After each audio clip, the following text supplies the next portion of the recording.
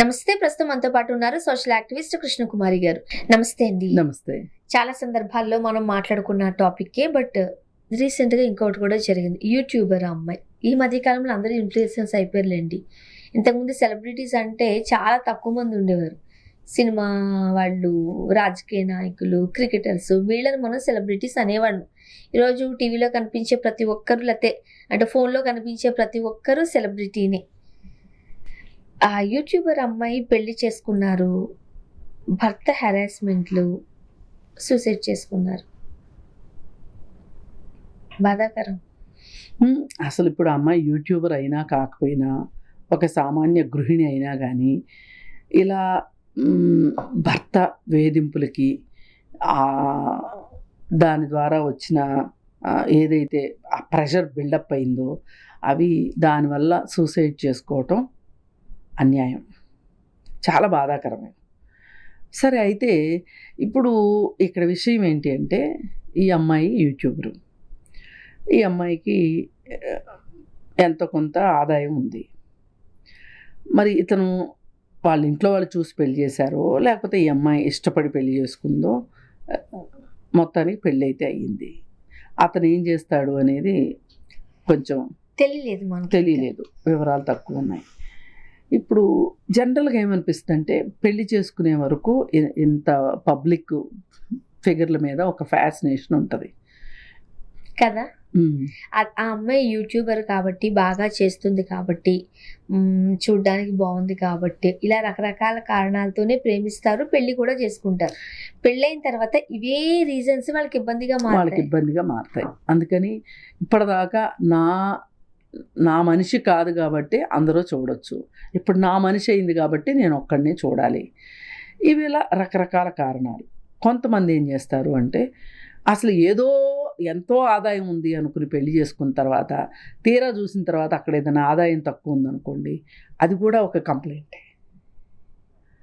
అందుకని కంప్లైంట్లలో రకరకాలు కంప్లైంట్లు. ఏదేమైనప్పటికీ ఒక భర్త యొక్క అతని మూర్ఖత్వానికి కానీ, లేకపోతే అతని పెత్తనానికి కానీ, అతని అత్యాశకి కానీ ఈ అమ్మాయి బలైపోయింది అనిపిస్తుంది. వాళ్ళ అమ్మ కూడా చెప్తుంది, పెళ్ళయింది మొదలు ఇది కావాలి, అది కావాలి, ఇదని అదని పేచీలు పెడుతూనే ఉన్నాడు, మా అమ్మాయిని వేధిస్తానే ఉన్నాడు అని. మరి మామూలుగా మన చట్టాల ప్రకారం ఏంటి అంటే, పెళ్ళైన 7 సంవత్సరాల తర్వాత ఎవరు కంప్లైంట్ చేయకపోతే తప్పితే, ఏ ఒక్కరు కంప్లైంట్ చేసినా సరే ఆ భర్త బాధ్యుడు ఆమె చావుకి. అతను తన తప్పు లేదు, తన ప్రమేయం లేదు ఆ చావులో అనేది నిరూపించుకోవాల్సిన బాధ్యత అతనిదే, భర్త పైన ఉంది. అది చట్టం అన్నమాట, పెళ్ళైన 7 ఏళ్ల వరకు. మరి వాళ్ళ అమ్మ ఆల్రెడీ కంప్లైంట్ కూడా చేసింది, అతని మీద కేసు నమోదైంది. అతను ఇప్పుడు ఈ విచారణలో చెప్పాల్సిన అవసరం ఉంది, ఏం జరిగింది ఏంటి అని. సరే, ఇదంతా జరిగిన విషయం అనుకుందాం. మరి ఇప్పుడు నువ్వు ఒక సెలబ్రిటీ అయ్యుండి, ఒక యూట్యూబర్ అంటే ఎన్నో సమస్యల గురించి మాట్లాడుంటావు నువ్వు ఫోన్లో. మరి నీకు వచ్చిన సమస్య ఏదైతే ఉందో ఆ సమస్యని నువ్వు ఎందుకు అధిగమించలేకపోయావు? ఇప్పుడు ఆ మాదిరి ధైర్యం ఉండాలి కదా. ఇప్పుడు ఇంత వేధించే భర్త ఉండాలా? ఆ భర్త దగ్గర నుంచి పక్కకి ఎందుకు రాలేకపోయావు నువ్వు? చావే పరిష్కారం అని ఎందుకు నీకు అనిపించింది? తిట్టను అని అంటే ఇప్పుడు నిజంగా అంత హెరాస్ చేస్తున్న ఆ భర్తతో ఉండడమే కరెక్టా? విడిపోవచ్చుగా. నేను అదే చెప్తున్నా కదా. విడిపోమంటావా అని తిడతారు కానీ విడిపోవడం కరెక్ట్ కాదు. నేను ఎన్నోసార్లు ఫ్యామిలీ కౌన్సిలింగ్లో నాకు 2 ఉంటాయి ప్రయారిటీలు. పిల్లలు ఉన్నారా, పిల్లలు లేరా? పిల్లలు ఉన్నారు అంటే ఇది కొంచెము మనము నెగోషియేట్ చేయాల్సిన విషయం. అంటే పిల్లలున్నంత మాత్రాన ఎన్ని కష్టాలైనా పడమని కాదు, కనీసం మనకు ఒక క్లారిటీ ఏంటంటే, ఇప్పుడు కౌన్సిలింగ్ దాకా వచ్చారు, పోలీస్ స్టేషన్ దాకా వచ్చారు అంటే వాళ్ళల్లో వాళ్ళు మాట్లాడుకుంటారు, అవలేదు, పెద్దవాళ్ళతో మాట్లాడిస్తారు, అవలేదు, చివరికి పోలీస్ స్టేషన్కి వచ్చారు. వీళ్ళిద్దరికి పిల్లలు కూడా లేరు. అంటే వీళ్ళు ఎక్కడో ఒక అవగాహన లోపం ఉంది. అది మనం 1-2 సార్లు చూసి ఒక 2-3 కౌన్సిలింగ్లు అయ్యేసరికి ఇది సెట్ అయ్యే వ్యవహారమా సెట్ కాని వ్యవహారమో మనకు అర్థమవుతుంది. అలాంటప్పుడు వాళ్ళు విడాకులు తీసుకోవడమే మంచిది. కరెక్టే. ఇలాంటి మనస్తత్వాలతోటి వీళ్ళు పిల్లల్ని కని ఆ పిల్లలకు అన్యాయం చేసిన వాళ్ళు అవుతారు. సరే, ఇంకిప్పుడు పిల్లలు కూడా ఉన్నారు అనుకుందాం. పోనీ పిల్లలు కూడా ఉంటే ఏంటి, అసలు ఈ అమ్మాయి దగ్గర ఈ విడాకులు తీసుకోవటానికైనా ఉన్న గ్రౌండ్స్ ప్రకారం అతను పట్టించుకోకపోతే కూడా ఈ అమ్మాయికి ఆర్థిక పరమైన వెసులుబాటు ఉందా, ఈ పిల్లల్ని పెంచగలదా, అలాగే పెంచగలిగిన మానసిక స్థితి, మానసిక స్థాయి ఈ అమ్మాయి దగ్గర ఉన్నాయా, ఇవన్నీ ఆలోచిస్తాం. ఆలోచించి అప్పుడు 1కి 4 సార్లు, 1కి 10 సార్లు ఆలోచిస్తాం పిల్లలుంటే. ఇప్పుడు ఈ అమ్మాయి పెళ్ళై జస్ట్ 2 ఏళ్ళు కూడా కాల, పిల్లలు కూడా లేరు. ఈ మాత్రానికి జీవితాన్ని పోగొట్టుకోవాల్సిన అవసరం ఏంటి, ప్రాణం తీసుకోవాల్సిన అవసరం ఏంటి? ఇప్పుడు అతను నీ జీవితంలో కొత్తగా వచ్చాడు, రేపొద్దున మళ్ళీ ఇంకో పెళ్లి చేసుకుంటాడు హ్యాపీగా. కానీ నువ్వు బాధ పెట్టేది ఎవరిని? నీ తల్లిదండ్రులను కదూ. వాళ్ళకి ఎంత వేదన ఉంటుంది. ఆ తల్లి చచ్చిపోయే వరకు, ఆఖరి ఊపిరి వరకు ఈ బిడ్డ పోయింది అనే బాధ తల్లికి ఉంటుంది, తండ్రికి కూడా ఉంటుంది. తండ్రికి ఉండదు అని అనకూడదు, తప్పది. తండ్రికి ఉంటుంది, తల్లికి ఉంటుంది. తండ్రిది పెంచిన మమకారం, తల్లిది కన్న మమకారం. ఎక్కడో తల్లి పేరు కదులుతుంది. అరే, నేను ఈ బిడ్డను కంటానికి ఎంత కష్టపడ్డాను, అది 9 మాసాలు మోసి కన్నానే, ఎంత చూశాను, ఎంత చేసి, ఏడుపు మనం చూస్తుంటుంటే చాలా బాధ అనిపిస్తుంది. అసలు ఒక్కొక్క సందర్భంలో ఎందుకు ఈ పిల్లలు ఇంత తొందరపడి పెళ్ళిళ్ళు ఎందుకు చేసుకుంటున్నారు, ఇంత తొందరపడి చావులు ఎందుకు తీసుకొచ్చుకుంటున్నారు? విడిపోతే బెటర్ కదా చచ్చిపోవడం కన్నా. విడిపోతే ఇవాళ విడిపోవడం అనేది అదో పెద్ద రాకెట్ సైన్స్ కాదు, పెద్ద బిగ్ టాస్క్ కూడా కాదు. అంటే ఇంకొకటి కూడా అండి, కొంతమంది శాడిస్టులు కలిసి నాతో కలిసి ఉండు, నువ్వు చచ్చిపో అంతే తప్ప విడిపోవడానికి, విడాకులు ఇవ్వడానికి ఇష్టపడరండి. అవును, మొన్న వాడెవడో చెప్తున్నాడు కదా, నువ్వు ఉరి సరిగా వేసుకో కృష్ణ అని చెప్పి. అంటే ఎంత బాధాకరం అసలు అది. లేదు, ఇట్లాంటి వాళ్ళని బజార్కి ఈడ్చాల్సిందే. విడాకులు ఇవ్వరు కొంతమంది, ఎంత హెరాస్ అయినా చేస్తారు, ఇంకేమైనా చేస్తారు, కానీ విడాకులు ఇవ్వడానికి మాత్రం ఇష్టం. ఏమండి, మీకు కావాల్సింది ధైర్యంగా బతకటం రావాలి. మీకు ధైర్యంగా బతకటం వస్తే గనక వాడు విడాకులు ఇచ్చినా ఒకటే, ఇవ్వకపోయినా ఒకటే, కోర్టులో కేసేసి నేను విడిగా ఉంటాను, నాకు జీవించే హక్కు నాకుంది అని ఆ అమ్మాయికి ఆ ధైర్యం ఉంటే గనక ఏమీ చేయలేరండి. అంతగా అయితే చంపుతారు అనే ఒక భయం ఒకటి ఉంటుంది. నిజమే, జరిగితే జరగవచ్చు, కానీ అందరి భర్తలు చంపరుగా. వెళ్ళి స్టేషన్లో కూర్చోవడమే అంతే, రెండో పని లేదు. కొంతమందికి మనం సూటిగా చెప్పాల్సిందే వస్తుంది, వినట్లేదు, తల్లిదండ్రులు కూడా సహకరించట్లేదు. ఆ టైంలో అంటే వాళ్ళని కాస్త కాంప్రమైజ్ చేయాలని అనుకుంటున్నారు. స్ట్రాంగ్గా నువ్వు చచ్చిపోదాము అని ఒక డెసిషన్కి వచ్చిన ఏ ఆడపిల్లైనా దానికి బదులు వెళ్ళి స్టేషన్లో కూర్చోవడం అంతే. పోలీస్ స్టేషన్లో వెళ్ళి కూర్చోవటం, నిన్ను కాపాడే బాధ్యత ఈ చట్టానికి ఆ బాధ్యత ఉంది. చట్టాలను ఉపయోగించుకోండి. చాలా మంది ఫ్రెండ్లీ పోలీసింగ్ ఉందండి ఇప్పుడు. స్టేషన్లో మహిళా పోలీసులు ఉంటున్నారు. వాళ్ళు కొన్ని సందర్భాల్లో మనం చూస్తూ ఉంటాం కదా, కూర్చోబెడతారు, మంచిగా మాట్లాడతారు, మేమున్నామని ధైర్యం చేస్తారు. అసలు ఇప్పుడు భరోసా సెంటర్లు, సఖీ సెంటర్స్ ఉన్నాయి. ఆ భరోసా సెంటర్లో నువ్వు ఒక 5 రోజుల పాటు అక్కడ ఉండొచ్చు, 5 రోజులు ఉండొచ్చు.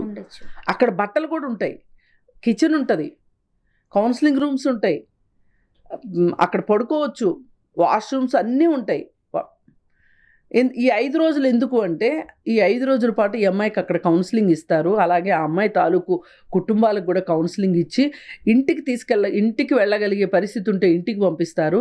లేదు అనుకుంటే ఏం చేస్తారు అంటే, ఈ ప్రభుత్వ సంరక్షణాలయాలు ఉన్నాయి కదా, ఇటు పుట్టింటోళ్ళు వద్దని అటు అత్తగారి, ఇప్పుడు చాలా వరకు ఇట్లాంటి కేసులు ఏంటంటే లవ్ మ్యారేజ్లో జరుగుతూ ఉంటాయి. ఈ తల్లిదండ్రులు కాంప్రమైజ్ గారు, మాకు ఇష్టం నేను పెళ్లి చేసుకుంది అని అటు అత్తగారింటికి వెళ్ళే పరిస్థితి ఉండదు, హస్బెండ్ దగ్గరికి వెళ్ళే పరిస్థితి ఉండదు. అట్లాంటప్పుడు అమ్మాయిని స్టేట్ హోమ్లో పెడతారు. అంటే మనకి నిజంగా వ్యవస్థలు ఉన్నాయి ఉపయోగించుకోవాలి అంటే. తెలియదు చాలా ఆ వ్యవస్థలు, నేను అందుకే ప్రతిసారి పనిగట్టుకుని నేను ఈ 181 గురించి, 100 గురించి, హెల్ప్ లైన్ల గురించి నేను చెప్పేది అందుకే. అలాగే ఎవరికైనా చనిపోవాలి అని అనిపిస్తే గనక, ఆ భావన వస్తే గనక భూమిక హెల్ప్ లైన్కి కానీ లేదు రోష్ని హెల్ప్ లైన్కి కానీ కాల్ చేస్తే వాళ్ళు మీతో మాట్లాడతారు, మీ బాధ వింటారు. మీరు చెప్పేది తప్ప ఒప్ప అనే జడ్జిమెంట్కి వెళ్ళరు వాళ్ళు. మీరు చెప్పేది సావధానంగా వింటారు. విన్న తర్వాత కొంతమందికి చెప్పేసుకుంటే బాధ తీరుతుంది. కొంతమందికి చెప్పిన తర్వాత రెండో వాళ్ళు చెప్పే మాటలు చాలా ఉపశమనాన్ని ఇస్తాయి. వాళ్ళు బాధను మర్చిపోతారు. వాళ్ళు ఏం చేస్తారంటే, సరే ఇదంతా జరిగింది కదా, ఇప్పుడు ఏం చేద్దాం అనుకుంటున్నావు? ఈ మాట ఇంట్లో వాళ్ళు అడగరు ఎప్పుడు కూడా. ఇప్పుడు ఏం చేద్దాం అనుకుంటున్నావు నువ్వు అని అడగరు. నీకే చేత కాలేదు, ఈ మాత్రానికి వచ్చేస్తారా, మేము ఇంతకంటే చాలా పడ్డాము. ఇప్పుడు ఏంటమ్మా అంటే ఆమె ఏమనుకుంటుందో చెప్తుంది కదా, ఆ మనసులో ఉద్దేశం చెప్తుంది కదా. ఇప్పుడు ఒక ఉద్దేశం చెప్పినంత మాత్రాన, నేను అతని నుంచి విడిపోవాలనుకుంటున్నాను అని ఒక అమ్మాయి అన్నంత మాత్రాన విడాకులు అంత ఈజీ కాదు కదా. అడగగానే ఇచ్చేయరు కదా. అదేమి షాప్లో కొనుక్కునే గోల్డ్ లాంటిది కాదు, లేదంటే షాప్లో కొనుక్కునే చీర లాంటిది కాదు కదా. అసలు విడాకులు అయిపోయిన తర్వాత కూడా రీకన్సీల్ అయ్యే వాళ్ళు చాలా మంది ఉంటారు తెలుసా అండి. మళ్ళీ కలిసి బతికే వాళ్ళు ఉన్నారు కూడా మన చుట్టూ. వాళ్ళని కూడా చూస్తున్నాం మనం. ఇంకొక ఇన్సిడెంట్ లో ప్రేమ మాత్రమే, పెళ్లి మాత్రం చేసుకోను, ఆ పిల్ల కూడా అట్లాగే సూసైడ్ చేసుకుంది. పైగా డాక్టర్, నో మ్యారేజ్. ఒక అమ్మాయి, ఒక డాక్టర్ అమ్మాయి. ఇప్పుడు మొన్న విజయవాడలో ఎనస్థీషియా మాట్లాడుకున్నాం కదా, ఆ అమ్మాయిది బయటకు వచ్చింది. ఇప్పుడు కాల్ అంతా బయటకు వచ్చింది. చేసుకొని తెగేసి చెప్పాడని. ఆ అమ్మాయి ఎంత బాగుందండి, చాలా బాగుంది. అసలు పీజీ చేస్తుంది అంటే ఎన్ని సంవత్సరాలు చదివింది అమ్మాయి. అసలు అమ్మాయికి ఇప్పుడు పెళ్ళే లేకపోతే చచ్చిపోతారా నాకు అర్థం కాదు. కొంతమందిని చూస్తే నాకు అదే అనిపిస్తుంది. అంత బాగా అంటే ఈ అబ్బాయి తప్పితే ఇంకెవరు దొరకరా. ఇలా ఆ మధ్య కూడా ఒక అమ్మాయి ఇలాగే ఇంజెక్షన్ చేసుకుని చనిపోయింది. డాక్టరే ఆ అమ్మాయి కూడా. ఏది కులం వేరు అని చెప్పి మా ఇంట్లో వాళ్ళు చదువుకుంటారు, అందంగా ఉంటారు చూడడానికి, ఏం బాధో అర్థమవుదు. లేదు, వాళ్ళకి ఏంటంటే మేము అనుకున్నది ఎందుకు జరగదు, మేము అనుకున్నామంటే అది జరగాలి. ఆ మొండితనము మూర్ఖత్వం కూడా మనుషుల్ని ఈ స్థితికి తీసుకొస్తుంది. చచ్చిపోయేదాకా చేసుకుంటున్నారు. కానీ బతికుంటే ఏమైనా చేయొచ్చు. ఒకవేళ వాళ్ళే మనసు మార్చుకుని కూడా రావచ్చు. వాళ్ళు రాకపోయినా వాళ్ళకంటే బెటర్ పర్సన్స్ కూడా రావచ్చు మన జీవితంలోకి. వస్తారు. ఈలోపు నేను ఇప్పుడు అనుకున్నానంటే ఇప్పుడు అవ్వాలంతే. ఇది తల్లిదండ్రుల పెంపక లోపం కూడా, ఇలా అవ్వటానికి కూడా ఆలోచించడానికి. ఇదివరకు ఎక్కువ మంది పిల్లలు ఉండేవాళ్ళు. ఏది అడిగినా రేపు చూద్దాంలే అనేవాళ్ళు, మాపు చూద్దాంలే అనేవాళ్ళు. ఆ వెయిట్ చేసే నేచర్ ఉండేది. ఇప్పుడు ఏంటి, ఒకళ్ళు ఇద్దరు పిల్లలు, అత్తమామలు కూడా ఇళ్లల్లో ఉండట్లేదు. వాళ్ళు ఎక్కడో పల్లెటూరులోనే ఎక్కడో ఉంటున్నారు. ఉంచుకోవట్లేదు అనే కన్నా కూడా ఉండడం కూడా కష్టమైన వాతావరణం ఉంది వాళ్ళ. ఈ పరిస్థితుల్లో ఏమవుతుంది, అరే పాపం చాలా చదివేసుకుంటున్నారు ఈ పిల్లలు, వీళ్ళకి మనం ఈ మాత్రం ఇవ్వకపోతే ఎట్లా, ఇట్లా రకరకాల ఆలోచించి పిల్లలకి నో చెప్పట్లా తల్లిదండ్రులు. అసలు పిల్లలకి నో చెప్పడం కూడా ఒక రకమైన పెంపకం. తెలియాలి, వాళ్ళకి తెలియాలి. ఒక వెయిట్ చేయగలగాలి. నేను అనుకున్నదే తడవుగా నాకు రాదు, నేను వెయిట్ చేయాలి అనే ఒక ఆలోచన ఉండాలి వాళ్ళకి. ఈ వెరసి ఇవన్నీ చూసుకుంటే, ఇవన్నీ కలగలిసి మాట్లాడుకుంటే మనకు అర్థమయ్యేది ఏంటి అంటే, ఎవరన్నా తిరస్కరించినా, ఎవరన్నా వేధించినా, ఎవరన్నా బాధించినా చావు మట్టుకు పరిష్కారం కాదు. ఒకటి అనిపించాలి, నేను వాళ్ళకి వద్దు అనుకున్నప్పుడు వాళ్ళు అసలకే వద్దు. నాకే వద్దు అసలు. Like వాళ్ళు వద్దనే లోపు నేనే వద్దంటాను. అది రావాలి. అది రావాలి. ఒకటి ప్రతి ఒక్కరు మైండ్ లో పెట్టుకోవాలి. నన్ను వద్దనడమా ఆ, వెళ్ళు. ఏంటంట అయితే ఏంటంట అదొక్కటి ప్రతి ఒక్కరి మనసులోకి రావాలి. అది వస్తే ఇట్లాంటివన్నీ ఆగిపోతాయి. అప్పుడు వాళ్ళు తగ్గుంటారు, వాళ్ళు తగ్గుతారు, వాళ్ళు భయపడతారు. ఎప్పుడైనా మనం వదిలేస్తామేమో అని ఎదుటి వ్యక్తికి భయం ఉండాలేమో తప్ప వాళ్ళు వదిలేస్తారని మనకు భయం ఉండడం కాదు. ఖచ్చితంగా ఈ ఆలోచన రావాలి. బట్ ప్రాక్టికల్గా ఇది కొంచెం కష్టమే. లేదు కష్టమైనయే అవసరం జీవితంలో. థ్యాంక్ యూ అండి. Thank you.